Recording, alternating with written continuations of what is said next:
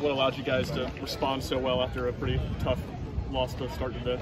I think just all the places we've been, physically and mentally.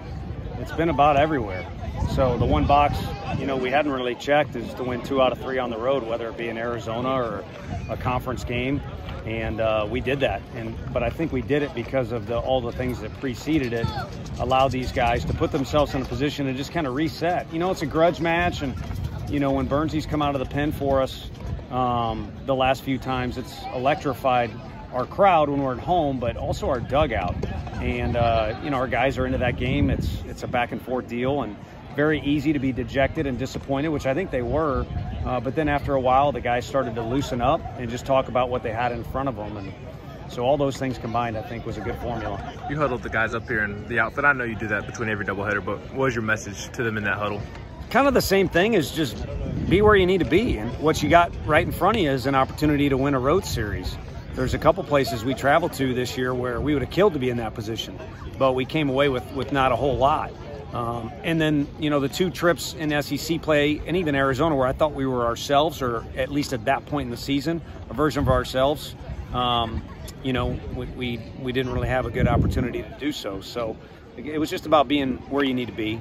And it's very easy to be in the moment of being over emotional about the loss, or didn't go this way, or I made a mistake, and things like that. And all they did was, focus on what was in front of them. And kind of like we showed up off the bus after sitting in the hotel for a while. They just kind of had that vibe that, they were ready to play ball whenever the umpire said so. How important was Beam kind of working through some early jams to kind of let the offense get its confidence after that loss? It allowed for like a flow of the game. I mean, it wasn't one of those where a guy's throwing a no-hitter and he's just breezing through guys, but it was reminiscent of what he did a lot last year. And, it was certainly a key to the game, because every time the guys came in the dugout, they were jazzed up about working out of a jam, or if it was a quick inning, because he did have a couple of those. But you just kind of saw the determination on the kid's face after last week.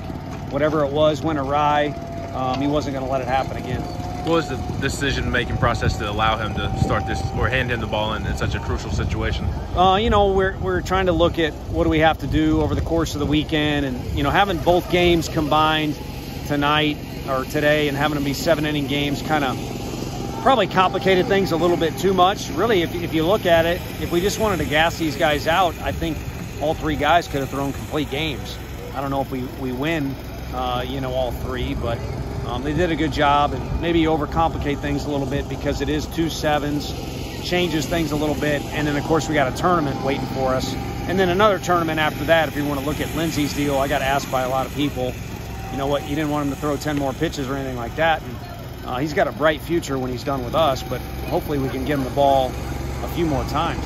What allowed Dollander to be so successful today, and what went into your decision to bring Burns into the game there? Yeah, I think he just keeps getting better as he goes, and that's the one real positive out of an unfortunate loss.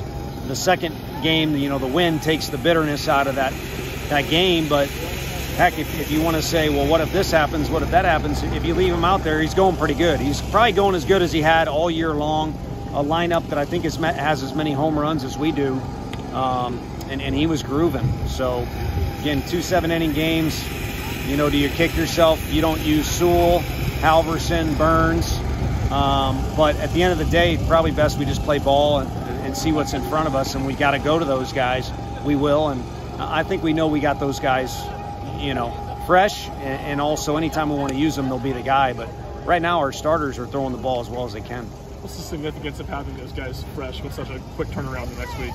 It opens up more possibilities. We're not going to throw guys until they tell us they're ready, but it opens up more possibilities, and nothing really matters except for Tuesday's game for our club. But it also affects guys, down the road. I don't think our run in the tournament last year had anything to do with maybe not going as far as we wanted to, but one thing it does, require you to do is use a multitude of pitchers and have those guys, throwing their best stuff.